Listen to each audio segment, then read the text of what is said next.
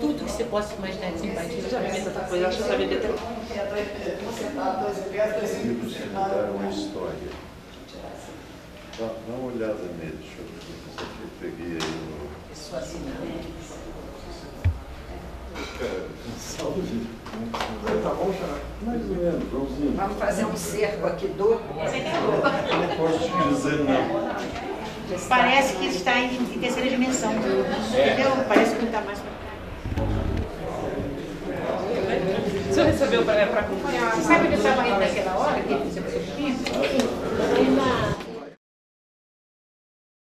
Bom, boa noite a todos. Nossa quinta literária de hoje se inicia com o anúncio do nosso próximo evento, que é o lançamento na terça-feira, dia 26 agora, a próxima terça-feira, dia 26 de junho, aqui no Foyer da ANE, vai haver o lançamento do livro do escritor cearense JB Bosco Serra e Gurgel, o dicionário de gíria de Gurgel. Vai ser lançado aqui na ANE, na terça-feira, dia 26, a partir das 19 horas. Estão, evidentemente, todos convidados. Vai haver convites expedidos a partir de amanhã, né? A partir de amanhã e depois, repetidamente, na segunda e na terça-feira. Então, o JB Serra Gurgel, nosso amigo, escritor cearense, diretor da Casa do Ceará, vai lançar aqui na terça-feira, a partir das 19 horas, o seu dicionário de gíria.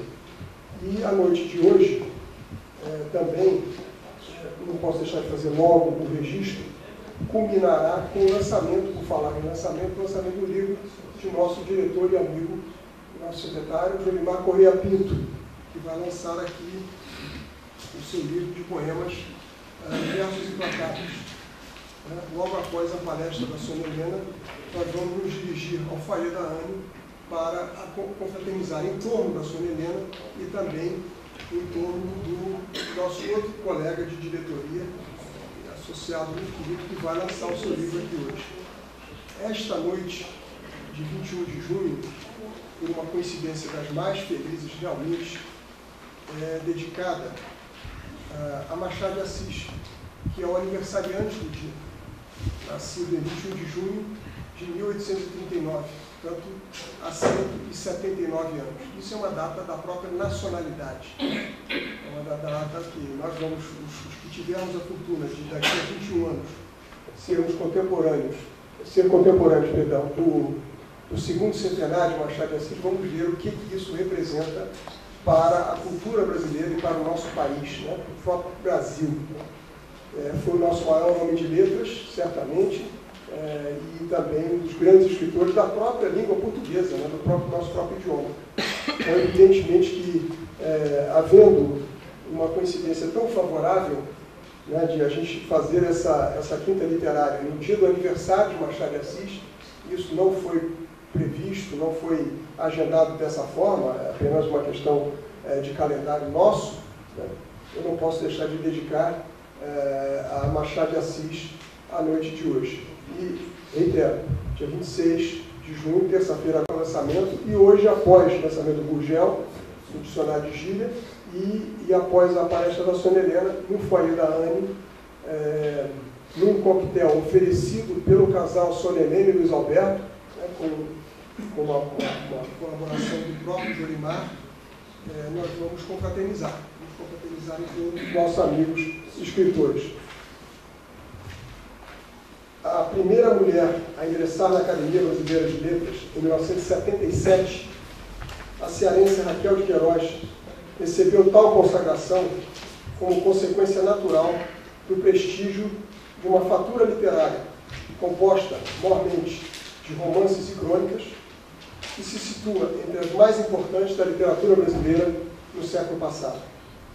Na quinta literária de hoje, Sônia Helena, poeta e arquiteta, nos apresentará sua visão de leitora e admiradora da obra de Raquel de Queiroz, como já fizeram no passado em relação a outros destacados escritores brasileiros, a exemplo da goiana Cora Coralina e do maranhense José Monteiro.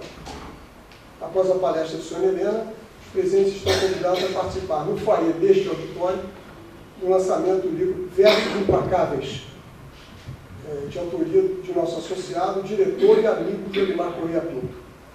com a melhor e mais justificada das expectativas, passo a palavra à querida associada e diretora Sônia Helena. Muito obrigado. Boa noite a todos.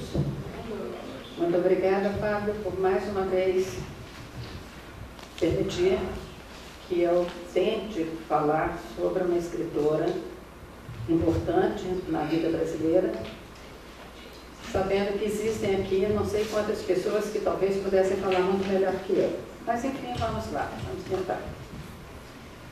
O que dizer de uma mulher que, aos 16 anos, sob pseudônimo, escreve para um jornal e é tão bem aceita que acaba convidada a ser colaboradora desse periódico, que, mal saída da adolescência, escreve e publica por sua conta e risco um livro que veio a merecer críticas elogiosas de Augusto Federico Schmidt, Graça Aranha, Agripino Grieco e Gastão Grus, e foi laureado com o prêmio Graça Aranha, e que 4 anos mais tarde é novamente premiada com outro livro, As Três Marias, dessa vez pela Sociedade Filipe de Oliveira. Como classificar essa mulher que segue publicando, acumulando prêmios, angariando fama, sendo elogiada e cortejada por sua produção literária, e traduz autores célebres como Dostoiévski, Cronin, Tolstói, Jane Austen, Pearl Bach, Honoré de Balzac, entre outros, e é a primeira figura feminina a ocupar uma cadeira na Academia Brasileira de Letras, e também a primeira a receber o Prêmio Camões, e que tem livros adaptados para o cinema e TV. Raquel explicava-se por sua origem, da estirpe dos Alencar, sendo sua bisavó materna prima de José de Alencar. Dizia ela: na minha casa, escrever não era novidade, não era de se admirar, porque era um ambiente natural. Minha mãe era Alencar, de pai, mãe, avô e avó. Em casa de intelectuais, escrever era uma coisa natural. De fato, deve ter sido por aí mesmo. Raquel de Queiroz, nascida em Fortaleza, 17 de novembro de 1910, começou a escrever muito cedo e, aos 16 anos, enviava cartas com crônicas e poemas de cunho modernista para o jornal O Ceará, sob o pseudônimo de Rita de Queluz. Aos 7 anos, em 1917, foi com a família para o Rio de Janeiro, fugindo da seca que perdurava desde 1915 e que lhe inspirou o primeiro e dos mais reconhecidos livros. Ficaram no Rio pouco tempo e se mudaram para Belém do Pará, onde viveram por 2 anos, até retornarem a Fortaleza em 19. Em 1921, ingressou no Colégio Imaculado Conceição, de onde saiu normalista em 25. Em 39, mudou-se para o Rio de Janeiro, aí vivendo até o seu falecimento, vítima de um ataque cardíaco em casa, no dia 4 de novembro de 2000. Jornalista, romancista, cronista, tradutora e teatróloga, escreveu romances, crônicas, peças de teatro, livros infantis e no jornalismo contribuiu no Diário de Notícias, O Cruzeiro e o Jornal do Rio de Janeiro, O Povo de Fortaleza, O Estado de São Paulo e o Diário de Pernambuco.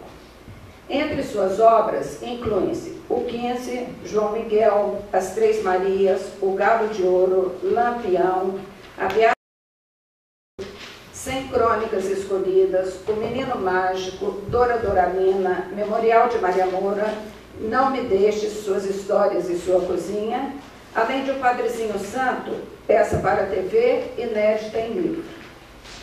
Raquel de Queiroz foi durante pouco tempo filiada ao Partido Comunista. Ao ver os originais de seu segundo romance, João Miguel, censurado pelo partido, dele desligou-se e publicou o livro no mesmo ano, 32. A partir de então, integrou o corpo de escritores editados pela José Olímpio. Raquel desempenhou funções importantes em diversas instituições ligadas à cultura.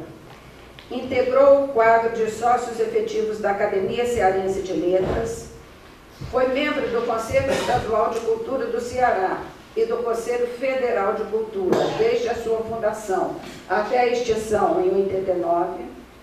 Foi delegada do Brasil na Comissão de Direitos Humanos da 21ª sessão da Reunião Geral das Nações Unidas em 66. Foi sócia honorária da Academia Sobralense de Estudos e Letras e da Academia Municipalista do Estado do Ceará. Eleita para a Academia Brasileira de Letras em 77, sucedeu a Cândido Mota Filho na cadeira número 5, fundada por Raimundo Correia, e cujo patrono é Bernardo Guimarães, e foi recebida por Adonias Filho em 4 de novembro de 77 como a primeira mulher admitida naquela casa. Suas obras lhe renderam numerosos e prestigiosos prêmios, dentre os quais Prêmio Fundação Graça Aranha, por o 15, Prêmio Sociedade Filipe de Oliveira, por As Três Marias, Prêmio Saci, do Estado de São Paulo, por Lampião, Prêmio Machado de Assis, da Academia Brasileira de Letras e Prêmio Nacional de Literatura de Brasília, pelo conjunto da obra, Prêmio Teatro do Instituto Nacional do Livro e Prêmio Roberto Gomes, da Secretaria de Educação do Rio de Janeiro, título de doutor honoris causa pelas universidades Estadual do Ceará em 83, Estadual do Vale do Acaraú de Sobral em 95, Rio de Janeiro em 2000. Medalha do Mérito Militar como grande comendador em 86. Medalha da Inconfidência do Governo de Minas Gerais em 89. Grande Oficial da Ordem do Infante Dom Henrique de Portugal em 96.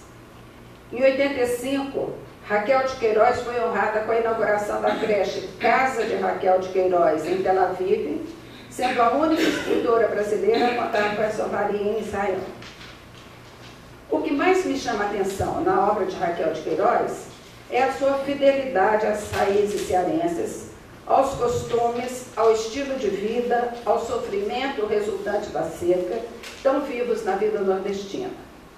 Xerimbabo, Madapolão, Comborço, Almanjarra, Almocreve, Pelotiqueiro, Escorropichar, Cepilho, Encalistrado, Fojo, Chanfalho, Guenzo e tantas mais são palavras que escorregam da pena de Raquel para deslizar sobre o papel e se acomodar em frases claras, períodos curtos, linguagem direta e expressões da região nordestina.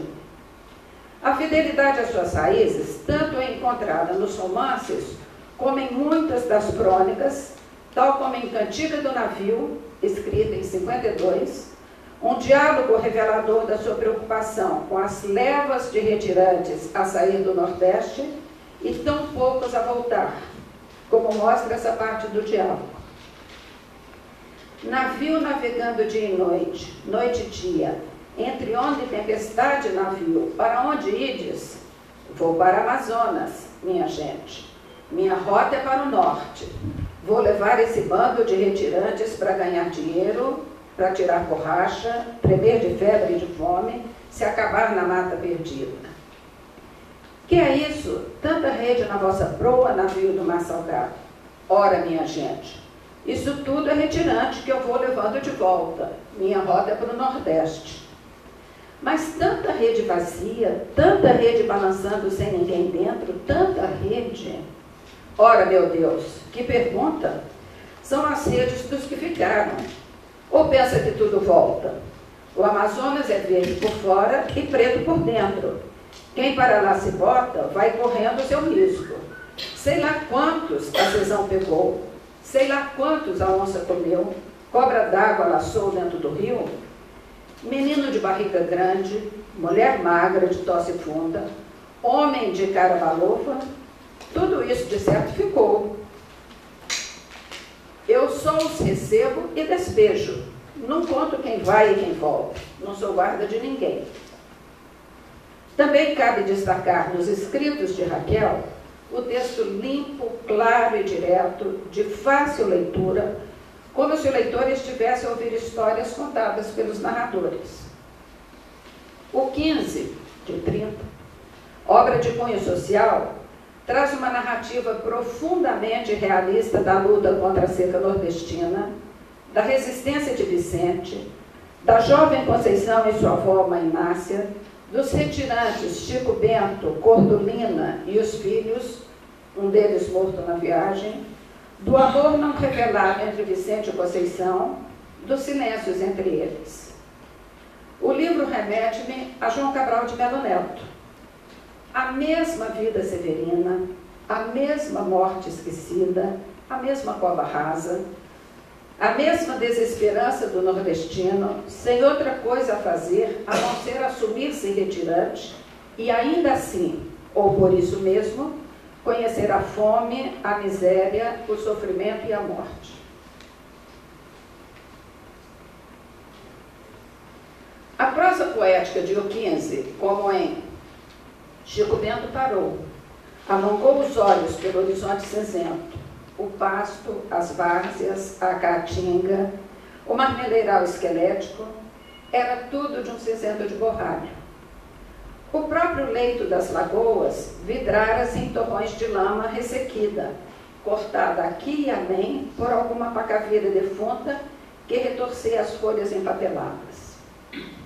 Depois olhou um garotinho magro que, bem pertinho, mastigava sem ânimo uma vergonha esturricada. E ao dar as costas, rumo à casa, de cabeça curvada como sob o peso do chapéu de couro, sentindo os olhos secos pela poeira e pelo sol, uma frescura desacostumada e um penoso arquejar no peito largo, murmurou desoladamente: "Ô sorte, meu Deus! Comer cinza até cair morto de fome." Ou ainda em... Lá tinha ficado Josias, na sua cova, à beira da estrada, com uma cruz de 2 paus amarradas, feito pelo pai. Ficou em paz. Não tinha mais que chorar de fome, estrada. Não tinha mais alguns anos de miséria à frente da vida, para cair depois no mesmo buraco, à sombra da mesma cruz. Essa prosa tem o mesmo lirismo encontrado em trechos de João Cabral, como: somos muitos severinos, iguais em tudo e na sina. Há de abrandar essas pedras, suando-se muito em cima. Há de tentar despertar terra sempre mais extinta. Há de querer arrancar algum roçado da cinza. Ou, desde que estou retirando, só a morte vejo ativa. Só a morte deparei e às vezes até festiva. Só a morte tenho encontrado quem pensava encontrar vida. E o pouco que não foi morte, foi de vida severina, aquela vida que é menos vivida que defendida, e ainda mais severina para o homem que retira. No livro 15, um clássico da literatura brasileira, tudo é vivo, mas nada chama atenção, observou o crítico Davi Arigucci Júnior, destacando o vigor e a sobriedade da prosa da escritora. João Miguel é outro exemplo de conformismo e resignação, como se já tivesse nascido com destino traçado e devesse padecer a cada dia a sua aflição. Narra a história de um jovem que, sem razão, por bêbado, mata um homem e vai parar na prisão. Santa, sua mulher, de início muito solidária, acaba envolvendo-se com o cabo Salu, que no final a despreza. O carcereiro é bastante liberal e os presos podem circular à vontade, desde que não fujam. João Miguel tem como companheiros de prisão a cozinheira Filó, Zé Milagreiro, Maria Eloy e o coronel, pai de Angélica, moça refinada e muito católica, que se torna amiga de João Miguel, finalmente libertado depois de cumprir pena de 8 anos. Tal como o mestre Severino de Josué Montella em O Cais da Sagração, solto ao final de uma pena bem mais longa. Ambos assumem como inevitável o crime cometido e natural a pena a ser cumprida. Não mudariam um único passo se pudessem reviver as suas tragédias. Era a sua sina, a sina de cada um. Mas, ao contrário de Montella, Raquel é parcimoniosa com as figuras humanas.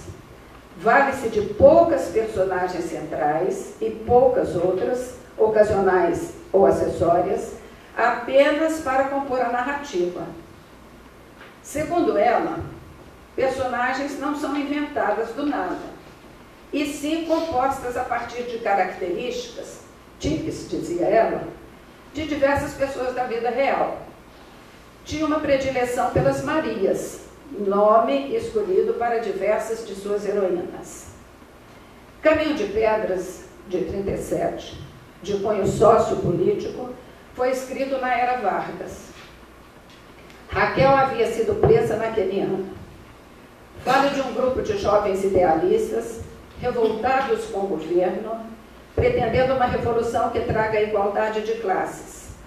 Roberto e Felipe são figuras centrais desse grupo. Noemi, a moça da fotografia, encanta Roberto, mas não tem coragem de deixar seu marido, João Jacques, alheio ao movimento. Felipe entende-se bem com Angelita, costureira, casada com Assis, totalmente omisso. Nascimento, 21 e Rufino são outros participantes do movimento. As três Marias, tão distintas e tão parecidas entre si. Maria da Glória, alegre e desinibida, pronta para as alegrias da vida. Maria José, humilde e recatada, zelosa de seus deveres. E Maria Augusta, aguda, narradora da história, insatisfeita com o destino, ansiosa por novas experiências e, ao mesmo tempo, receosa de se lançar em aventuras. Com este livro, Raquel conquistou o prêmio da Sociedade Felipe de Oliveira. Maria Moura, a grande heroína de Raquel de Queiroz, de certa forma me lembra Ana Terra de Veríssima. São como ponto e contraponto, ou duas faces da mesma moeda, cunhada com a força e a afoiteza dessas protagonistas. A primeira, ousada e autoritária, quase uma cangaceira. A segunda, destemida, sonhadora e guerreira, traziam ambas, cada uma a seu modo, a mesma coragem, o mesmo desassombro, a mesma determinação de não se deixar dominar, não sucumbir e de lutar por aquilo em que acreditavam. Ambas precisaram buscar outros ermos, em outras plagas, ao terem suas terras disputadas e sua casa queimada. A de Maria Moura, por ela mesma, para escapar dos primos que a cobiçavam. A de Ana Terra, queimada por bandoleiros que desejavam tomar-lhe a propriedade.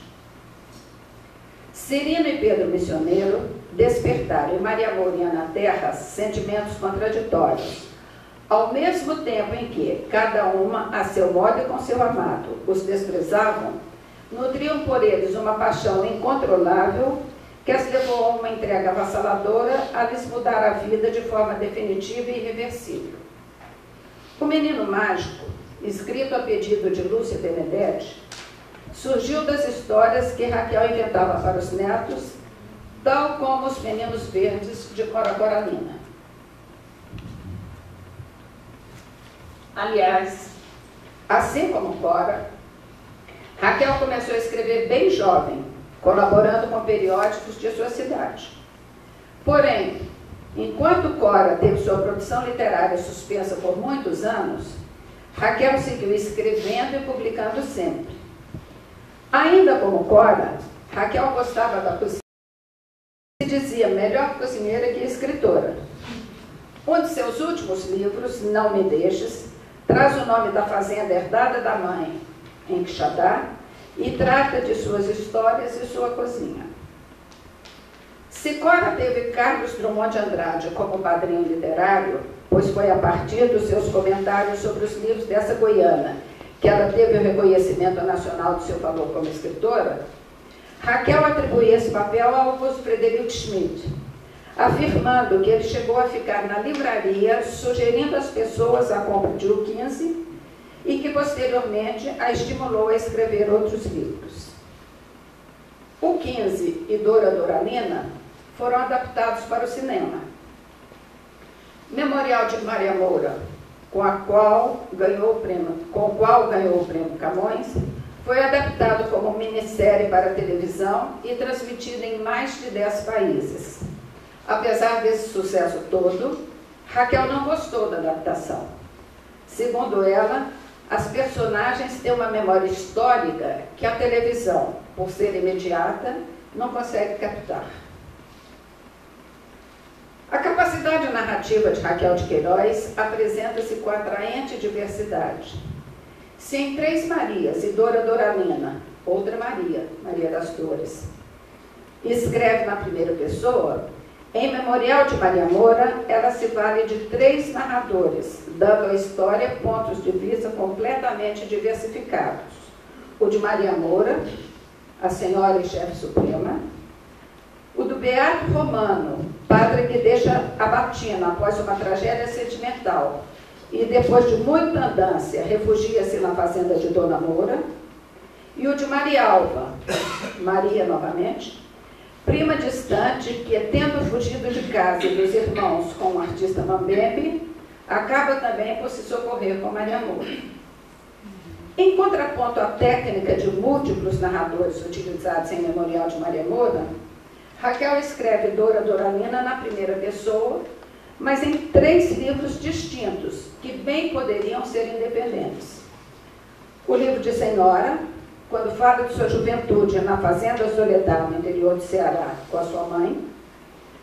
O livro da Companhia, no qual narra suas peripécias depois de deixar a fazenda Soledad para morar em Fortaleza, e ali acabar por se ligar à Companhia de Comédias e Burletas Pradini Filho. E o livro do Comandante, que trata de sua vida de casada com Asmodeu Lucas, um piloto de navio naval, apelidado Comandante. Mas foi na crônica que Raquel de Queiroz mergulhou e permaneceu durante toda a sua longa vida. Escreveu mais de 2.000 delas, publicadas em jornais e revistas, dos quais, possivelmente, o Cruzeiro e o Estado de São Paulo tenham sido os mais expressivos. Muitas dessas crônicas foram reunidas em livros. Tal riqueza produtiva poderia explicar declarações como essas. Eu não sou uma romancista nata. Os meus romances é que foram maneiras de eu exercitar o meu ofício, o jornalismo. Na crônica Memórias, de 1952, Raquel explicava, ao comentar crítica a ela feita por Ruggiero Jacobi, que considerou justa e lúcida, de que, como ficcionista, ela era fragmentada, dispersiva e impressionista. E é assim mesmo. Por isso, justamente, nunca me considerei realmente uma romancista. E se tem um consentido que se põe a palavra romance na capa dos meus livros, é a falta de outra, ou como assim o diz Jacobi, por classificação editorial. Sempre senti que as minhas histórias faltava aquela coisa básica do romance, que é o enredo. Um sistema compacto de narrativa, tal como um rio no seu curso. Comigo é como uma paisagem de lagoas, poça de água aqui, poça de água ali, tudo salteado, descombinado, sem continuidade, e normalmente sem a força da corrente que o rio tem, água parada. Talvez expliquem também a recusa ao convite para assumir o Ministério da Educação, feito a ela por Jânio Quadros. Sou apenas jornalista e gostaria de continuar sendo apenas jornalista. Apesar dessas afirmações, Raquel nunca trabalhou em redação de jornal. Fazia colaboração, escrevia crônicas e artigos em sua casa e os enviava aos periódicos com os quais trabalhava. Curioso é que Raquel de Queiroz dizia ter tido sempre a maior inquietação quanto à sua reputação literária, pois não acreditava muito no sucesso que sempre julgou passageiro. Mais que isso, afirmava não gostar de escrever, fazendo somente por dever de ofício. Também não se reconhecia brilhante ao escrever. Dizia que, apesar do sucesso de O 15, Dora Doralina, As Três Marias, O Menino Mágico, Lampião, A Beata Maria do Egito e o Memorial de Maria Moura, todos livros premiados, tudo mais foram compilações de crônicas que fiz para a imprensa, sem muito prazer de escrever, mas porque precisava sustentar-me. Já no Tarde da Vida, em entrevista à TV Câmara, reafirmou: Nunca gostei muito de escrever. A gente escreve por uma certa imposição íntima. De noite, você está acordado e começa a pensar uma história. Quando a coisa é boa, a gente levanta e vai escrever. Não sei, acho que você nasce com alguma vocação. Tenho uma preguiça horrível de escrever. Eu escrevo um artigo por semana. Se você abrir aquela minha secretária, não vai achar uma folha escrita. Nesse particular, Raquel assemelha-se a Saramago, que também, em entrevista, ao ser indagado pelo repórter se trabalhava muito, uma vez que, tendo começado a escrever já na idade madura, tinha vários livros publicados, e respondeu que não trabalhava muito porque era preguiçoso. Havia se aposentado para aproveitar a vida. Escrevia apenas 2 páginas por dia e flanava o resto do tempo. Isso era o suficiente para lhe garantir 2 livros prontos a cada ano. Raquel conseguia também ter um volume considerável de artigos ou crônicas todos os anos, pela colaboração semanal em vários periódicos ao longo de toda a sua vida. Raquel de Queiroz era uma pessoa de bem com a vida. Não se queixava de saudades, não se lamuriava, dizia-se paparicada, apenas sentia não ter fé. Encarava os acontecimentos com muita serenidade e mesmo a morte lhe era uma ideia ou uma lembrança tranquila, como a de uma velha amiga, citada na crônica publicada em O Estado de São Paulo, em 13 de janeiro de 2001, e incluída no livro Um Alpendre, uma Rede, um Açude. Saudades. Conversávamos sobre saudade. E de repente me apercebi de que não tenho saudade de nada. Isso, independente de qualquer recordação de felicidade ou de tristeza, de tempo mais feliz ou menos feliz. Saudade de nada. Nem da infância querida, nem sequer das borboletas azuis, Casimiro, nem mesmo de quem morreu. De quem morreu sinto é falta, o prejuízo da perda, a ausência. A vontade da presença, mas não no passado, e sim presença atual. Saudade será isso? Queria tê-los aqui, agora. Voltar atrás? Acho que não, nem com eles. A vida é uma coisa que tem de passar, uma obrigação que é preciso dar conta. Uma dívida que se vai pagando todos os meses, todos os dias. Parece loucura lamentar o tempo em que se devia muito mais. Queria ter palavras boas, eficientes, para explicar como é isso de não ter saudades, fazer sentir o que estou exprimindo, um sentimento real, a humilde e nua verdade. Você ensinou a suspeita de que talvez seja isso uma atitude. Meu Deus, acha-me capaz de atitudes? Pensa que eu me rebaixaria a isso? Pois então eu lhe digo que essa capacidade de morrer de saudades, creio que ela só afeta quem não cresceu direito. Feito uma cobra que se sentisse melhor na pele antiga, não se acostumando nunca com a pele nova. Mas nós, como é que vamos ter saudade de um trapo velho que não nos cabe mais? Fala que saudade é sensação de perda. Pois é. Eu lhe digo que pessoalmente não sinto que perdi nada. Gastei. Gastei tempo, emoções, corpo e alma. E gastar não é perder, é usar até consumir. E não pense que estou a lhe sugerir tragédias. Tirando a média, não tive quinhão por demais pior que o dos outros. Houve muito pedaço duro, mas a vida é assim mesmo. A uns traz os seus golpes mais cedo, a outros mais tarde, no fim igual a todos. Infância sem lágrimas, amada, protegida, mocidade, mas a mocidade já inicia uma etapa infeliz. Coração inquieto, que não sabe o que quer demais. Qual será nessa vida o jovem satisfeito? Um jovem pode nos fazer confidências de exaltação, de embriaguez, de felicidade nunca. Mocidade é a quadra dramática por excelência. O período dos conflitos, dos ajustamentos penosos, dos desajustamentos trágicos. A idade dos suicídios, dos desenganos, e por isso mesmo dos grandes heroísmos. É o tempo em que a gente quer ser dono do mundo e ao mesmo tempo sente que sobra nesse mesmo mundo. A idade em que se descobre a solidão irremediável de todos os milhões, em que se pesam os valores do mundo por uma balança emocional com medidas baralhadas. 1 quilo, às vezes, vale menos do que 1 grama. E por essas medidas, pode-se descobrir a diferença metafísica que há entre uma arroba de chumbo e uma arroba de plumas. Não sei mesmo como, entre as inúmeras mentiras do mundo, se consegue manter essa mentira maior de todas, a suposta felicidade dos moços. Por mim, sempre tive pena deles, da sua angústia e do seu desamparo.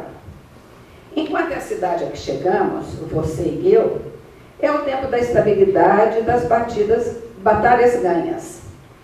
Já pouco se exige, já pouco se espera.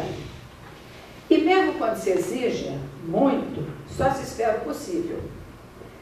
Se as surpresas são poucas, poucos também os desenganos. A gente vai se aferrando a hábitos, a pessoas e objetos. Ai, um dos piores tormentos dos jovens é justamente o desapego das coisas, essa instabilidade do querer, a sede do que é novo, o tédio do possuído. E depois, ao capítulo da morte, sempre presente em todas as idades, com a diferença de que a morte é a amante dos moços e a companheira dos velhos. Para os jovens, ela é abismo e paixão. Para nós, foi se tornando pouco a pouco uma velha amiga a se anunciar devagarinho. O cabelo branco, a preguiça, a ruga no rosto, a vista fraca, os achaques. Velha amiga que vem de viagem e de cada porto nos manda um postal para indicar que já embarcou. Não, meu bem, não tenho saudades. Nem sequer do primeiro dia que nos vimos, aqueles primeiros e atormentados dias de insegurança e deslumbramento. Considero uma bênção e um privilégio esse passado que ficou atrás de nós, vencido. Afinal, já andamos bastante caminho. Temos direito ao sossego e a essa desambição, essa paz. Vivemos, não foi? Fizemos muito. E ainda virá a grande crise da morte, em que um dia um de nós necessariamente terá que ajudar o outro. Espero que aquele que ficar só, embora triste, se sinta tranquilo, na segurança de que a sua vez não tarda, de que aí só lhe resta pagar a última prestação.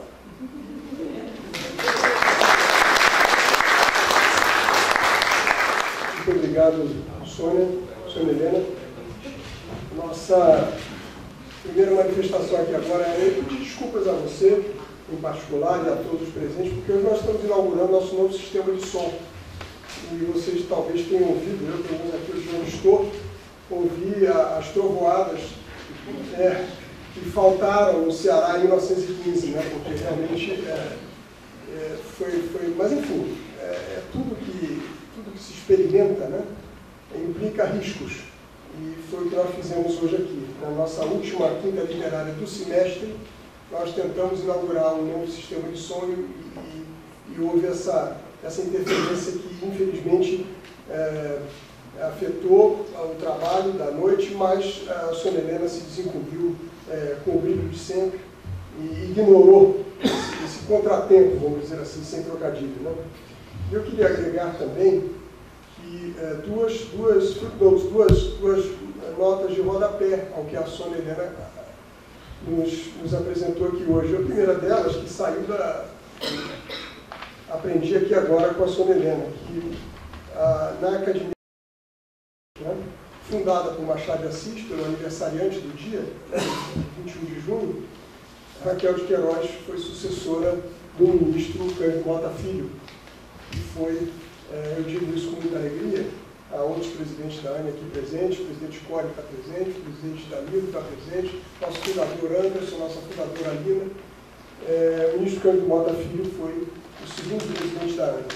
Então, isso é uma sincronicidade, para não falar em coincidência, Interessante, né, que ela foi a sucessora de um presidente da na Academia Brasileira de Letras, na qual ela foi a primeira mulher a ingressar. E outra curiosidade, e aí eu agrego para fins de registro de nossa casa, foi a única vez na minha vida em que estive com Raquel de Queiroz, uma circunstância que se deu lá no Rio de Janeiro, por ocasião da fundação da Confraria dos Bibliófilos do Brasil, de que é membro, aqui, por exemplo, assim, entre os que estão presentes, que eu vislumbro na plateia, meu amigo Zé Anchieta de Oliveira. Quando nós fundamos a Confraria, Sônia Helena, em 95, há 23 anos, o primeiro livro da Confraria foi o 15, de Raquel de Queiroz, tão mencionado aqui por você hoje, né? E o lançamento foi lá na Academia Brasileira de Letras, lá no Rio. E alguns fundadores, capitaneados pelo nosso presidente, nosso eterno presidente José Salles Neto, fomos ao Rio, né, para aquele evento que era importante, era o primeiro livro da Confraria dos Bibliófilos do Brasil.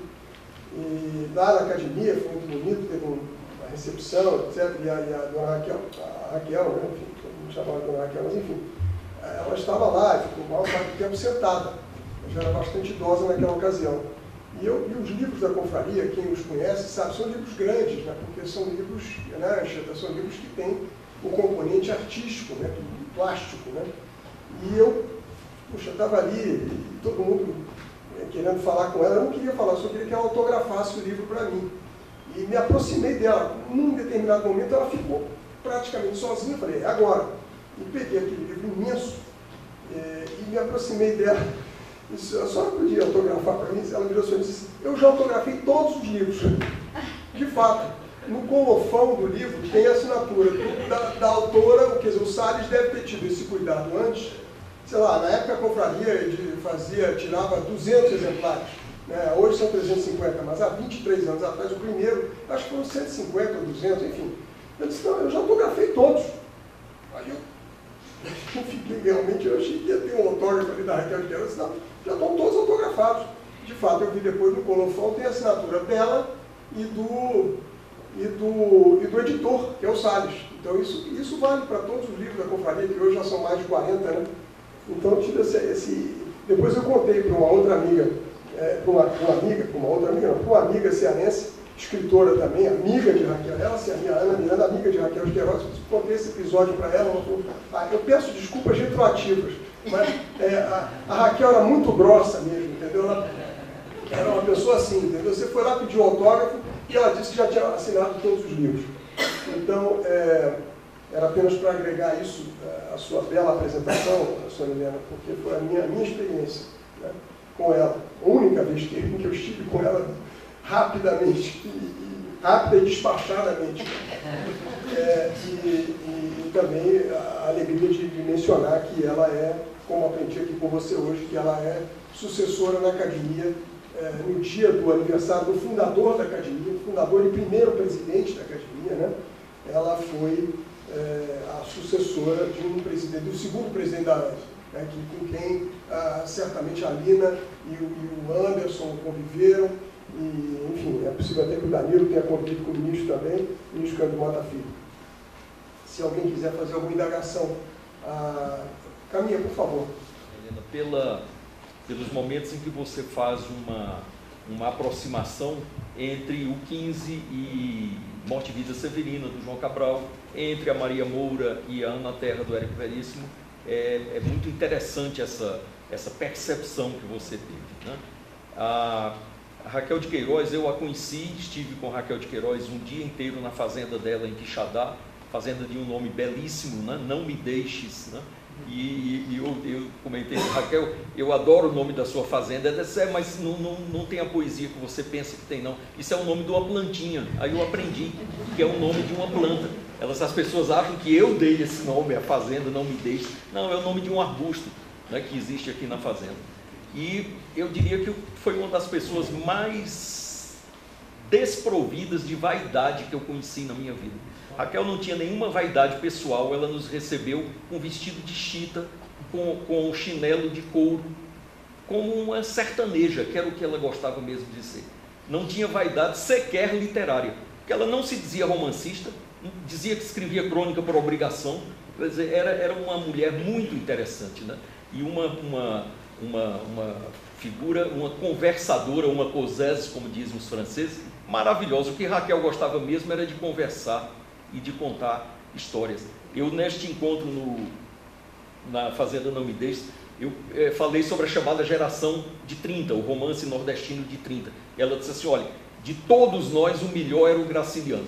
Ela, sem a menor dúvida, melhor do que eu, do que Jorge Amado, do que Zé Lins, era Graciliano Ramos. E ela disse assim, e não sei se vocês sabem que Graciliano foi meu inquilino. Interessante, o Graciliano morou em uma casa que pertencia a Raquel de Queiroz. E ela disse, certa vez eu fui à casa do Graciliano pela manhã, e conversando com a Heloísa, a mulher dele, sabia que ele estava escrevendo um romance, que era Angústia, e perguntei, Heloísa, e como é que está o romance do Graça? Ela disse, olha, ontem à noite ele simplesmente, num determinado momento, disse que esse romance é uma porcaria, que nada daquilo presta, jogou na lata do lixo. E aí a Raquel disse, eu corri lá na lata do lixo e entre casca de banana e bagaço de laranja, encontro os originais do Angústia. Só que o Graciliano tinha posto dentro de um saco plástico, cuidadoso. Aquilo era teatro, era encenação, porque ele sabia que eu iria lá e que a Heloísa ia contar isso.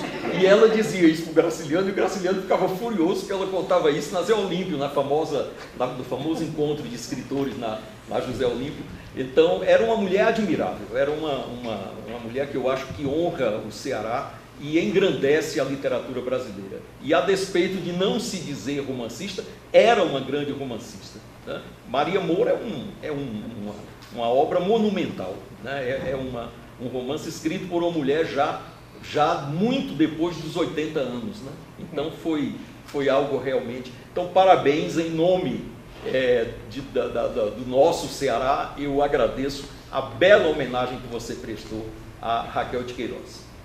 Eu tenho que agradecer. E é verdade, ela dizia que entre os maiores amigos dela estavam Graciliano Ramos e José Lins do Rego, né? Ela considerava excelentes, e Graciliano, particularmente, ela tinha uma admiração literária por ele muito grande. Eu quero lembrar uma coisa curiosa, falando de autógrafo.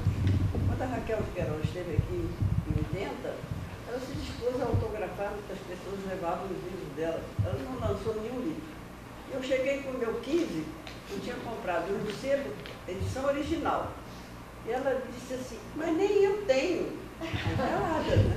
Eu achei que ela estava querendo que eu desse para ela, mas eu tinha essa tentação, né? Ela autografou e disse, repetiu, mas eu nem eu tenho. Eu fiquei calada. É uma coisa curiosa. Ela, nem é possível que ela não tivesse a edição original do 15.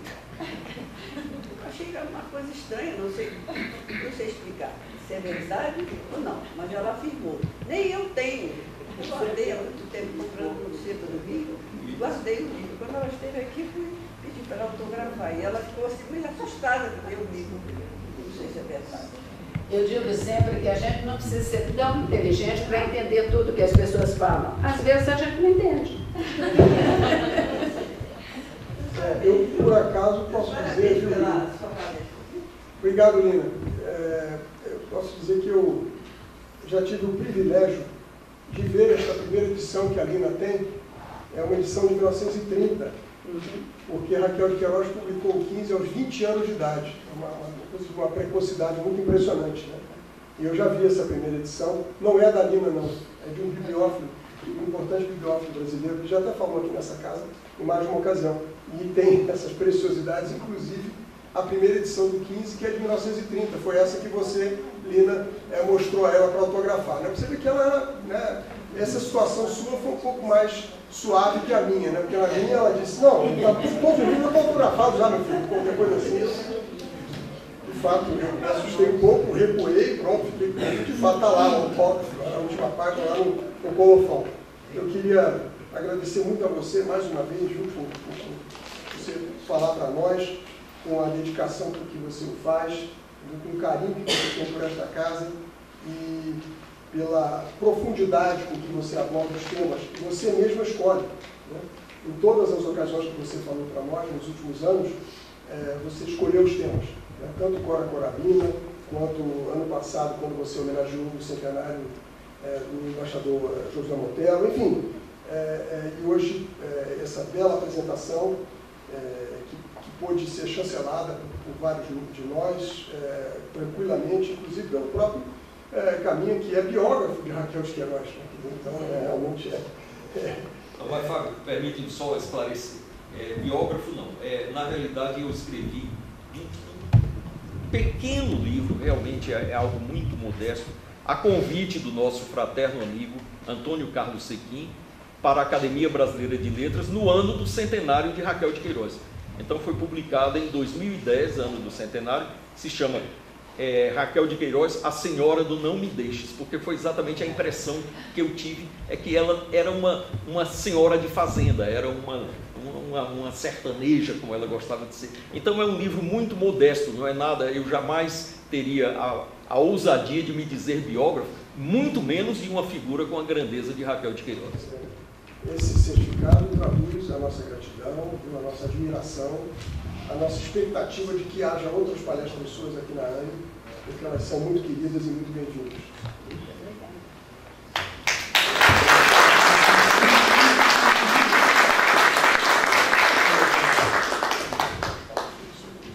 Eu convido a todos agora para nos dirigirmos ao foyer da ANE, onde teremos o lançamento do livro de nosso colega, amigo, dirigente da ANE, também diretor, nosso secretário, Jolimar Correia Pinto.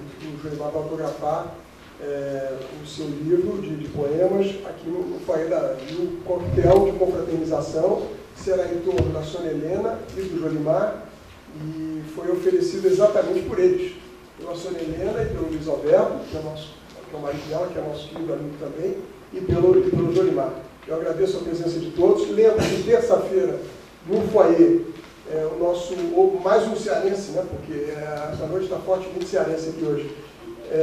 O Gurgel, o JB, o João Bosco do Sérgio Gurgel, vai lançar aqui, na terça-feira, a partir das 19 horas, a 9ª edição do seu belo dicionário de gíria, com mais de 800 páginas, inclusive incorporando essa terminologia que já está nas redes sociais, né? Enfim, é toda uma gíria nova que surge em função da força das redes sociais na vida contemporânea. Então, eu agradeço a presença de todos, boa noite, muito obrigado, e vamos confraternizar. Boa noite.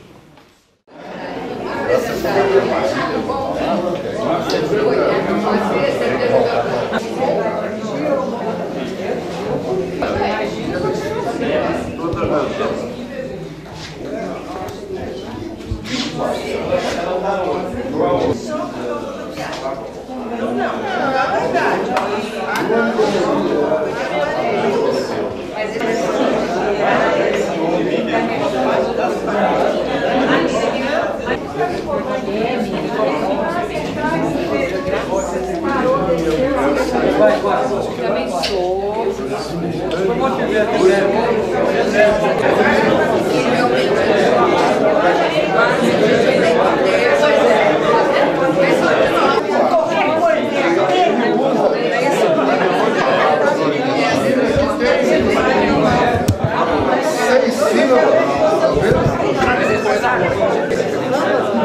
Um abraço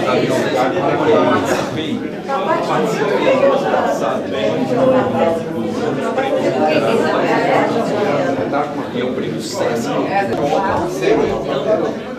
A homossexualidade e as relações Perguntando onde é que é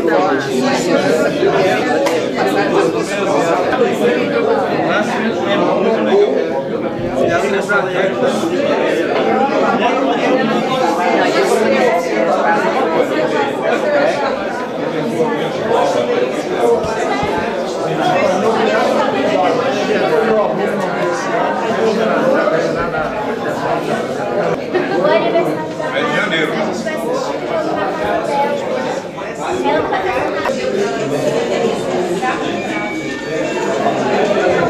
Eu já te dei o livro? Eu já te dei o livro?